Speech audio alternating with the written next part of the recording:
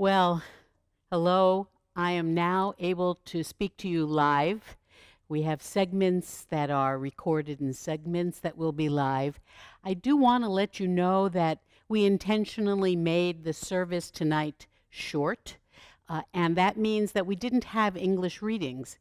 And during our service segments tomorrow morning and the next day, we will have some English readings that will be added in from members of our community who have also been part of this project.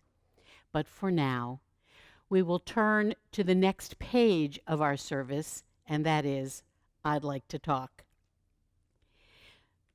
2 weeks ago, tennis star Novak Djokovic defaulted in a match during the fourth round of the U.S. Open tennis tournament. Ranked number one in the world and seeded the number one player in the tournament, the moment of default was a stunning defeat for one of the three most dominant players in the sport. Djokovic's demise in a tournament in which he was striving for his 18th Grand Slam title was shocking and painful to watch. A tennis player, I'm not. Cantor Steve is. But I love watching the annual U.S. Open tennis tournament as much as I'm able, which is why the tragic ending to Djokovic's reign at the tournament stung. Even more, the circumstances immediately struck me as a symbol for our lives in this current moment in time. What happened? Djokovic, acting out in frustration and anger during the match, became callously careless. Having lost a game on his serve, he took a ball from his pocket, bounced it, and then slammed it back angrily toward the wall. Except it wasn't just a wall. The line judge standing there was hit in the neck by the ball and collapsed, struggling for breath. A clear violation of the rules, Djokovic was forced to default the game. He departed angrily and only found the resolve to apologize later. The damage was done. It hurt his ranking and his income and brought a fine upon him on top of all of that. Word has it that Djokovic has been angry lately. He was chided for his lack of humility. And hearing this, I recalled that he also recently had COVID-19. Medical authorities talk about lingering effects of the disease, where some people suffer from mental and emotional challenges after quote-unquote recovering from the illness. My first reaction upon hearing of the news of the default was, oh, so sad that it might have been partly from COVID. Of course, I can't know that, but that is one consequence of this pandemic. Then I thought of the tremendous emotional stress of this pandemic, leaving many people edgy, even angry, and depressed. We are all not normal now. None of us are. An old friend described this so aptly when we checked in recently. "How are you?" I said when we talked. A deep breath. And he said, "Well, I think we're all experiencing a slow degradation of mental health." Wise words from a wise friend. I feel badly for Novak Djokovic. This feels like the stress that truly has become our shared burden. When I talk with friends and family and ask how they're doing, I hear an almost universal reaction, a missed beat of silence, a deep breath, then exhaled with, "Well, okay," or "as good as can be expected given the state of the world," or "I'm trying to stay positive." The pandemic of stress has gripped most, if not all of us, even if we haven't realized it. I recall the first conversation last spring surfacing the reality that we needed to plan virtual high holidays. I wanted to go hide somewhere. How can we do that? I couldn't even imagine. Another deep breath, and then the realization that we would figure it out together. There is a deep sadness this Rosh Hashanah in our inability to be together in person in our beloved sanctuary. We want to be close to each other. We want to see each other in person, to share smiles and hugs, to check in with old friends, to feel the warmth of being physically present, to be reminded of prior years in our lives on the high holy days, feeling the joy of community, the pride of being Jewish, and feeling sustained by our mutual enjoyment of beautiful spiritual traditions. I don't mean this as a downer, but rather to acknowledge our sense of loss. These holy days offer us an opportunity to elevate our spirits and direct our hearts heavenward. There is a lot to celebrate and much joy to be shared on these holy days. Just like Novak Djokovic needed to do, we can redirect ourselves. He later released a statement saying, "This whole situation has left me really sad and empty. I checked on the lines person," he said, "and the tournament told me that thank God she's feeling okay. I'm extremely sorry to have caused her such stress. So unintended, so wrong," he said. It sounded like a Rosh Hashanah kind of apology, like our heartfelt expressions of remorse at this time of year following unintentional slights. Our rabbis taught that we cannot ask God for forgiveness until we have asked each other.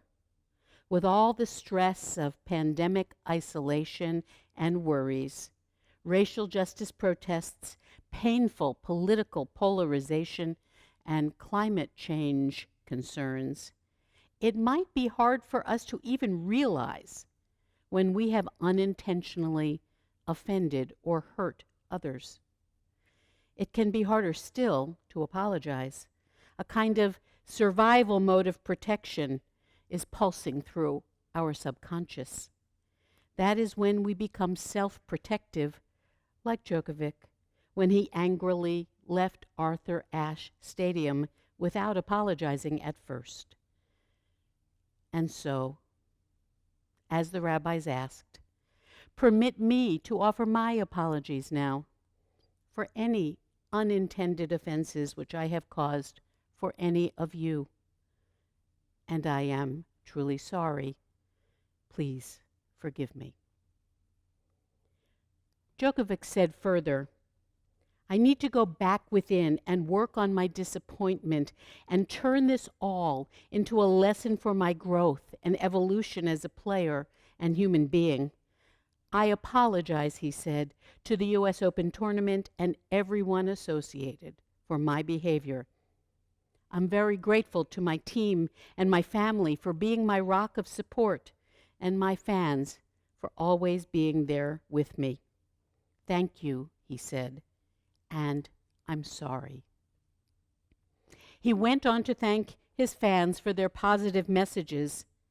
And because some people on social media had been criticizing the line judge, he said, please also remember the lines person that was hit by the ball last night needs our community's support too.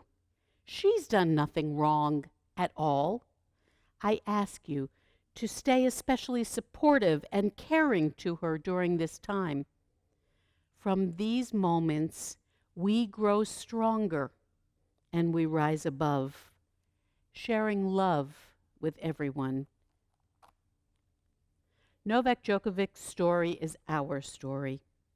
These are very difficult times, and we need to find our footing emotionally, interpersonally, and spiritually.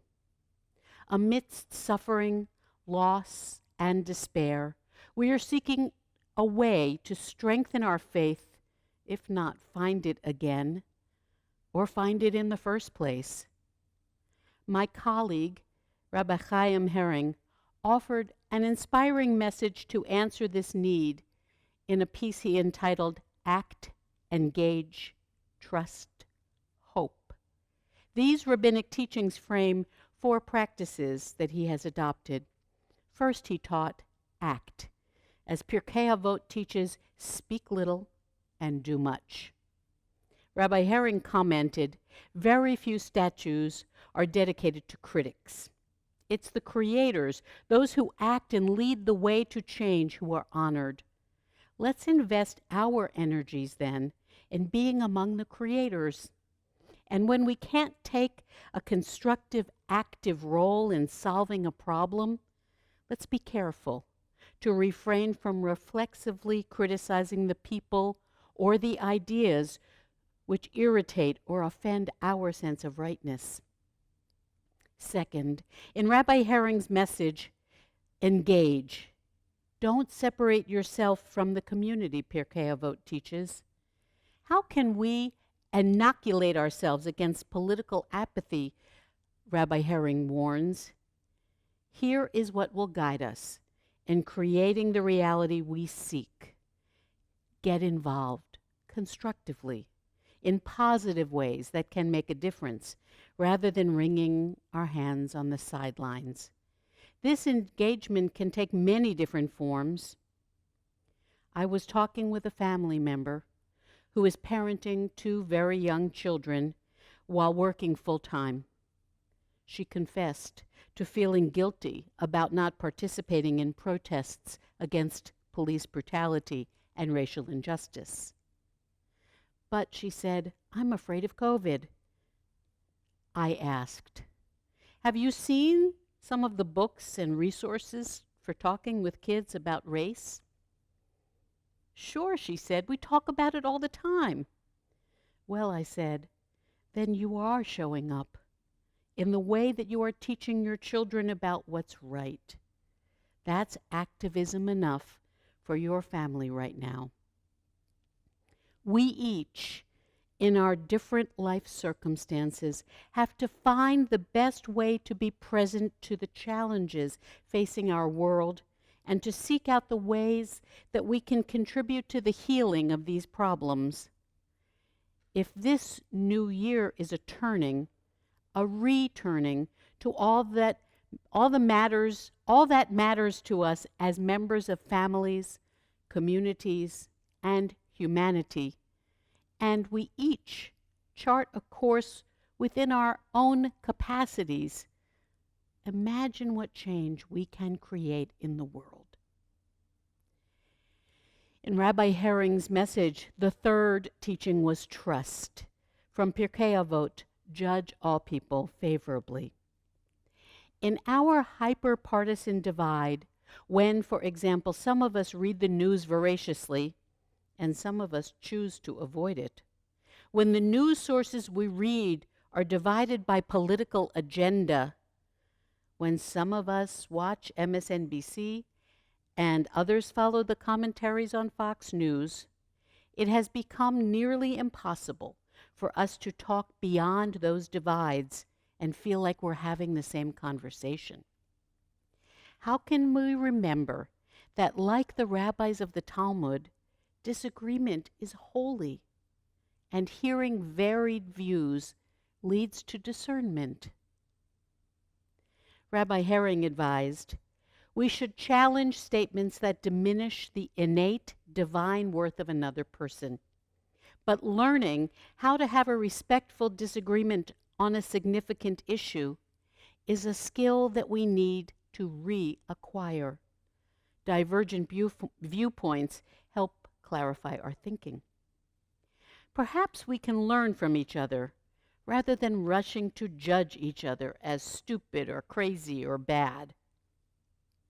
Maybe in listening rather than reacting, we can find compassion and even some measure of commonality. How can we work at the trust required to judge others favorably? One of my favorite teachings from Danny Siegel, a Rebbe's proverb, addresses this. If you always assume the one sitting next to you is the Messiah, waiting for some simple human kindness, you will soon come to weigh your words and watch your hands. And if the Messiah so chooses not to be revealed in your time, it will not matter. The fourth value to recover at this new year is hope. As Abraham Joshua Heschel writes from a passage in the Babylonian Talmud, did you hope intensely for salvation? Hoping for a better world is essential to its arrival. Rabbi Heschel wrote, to wait is to stay in readiness, to live a life of expectation.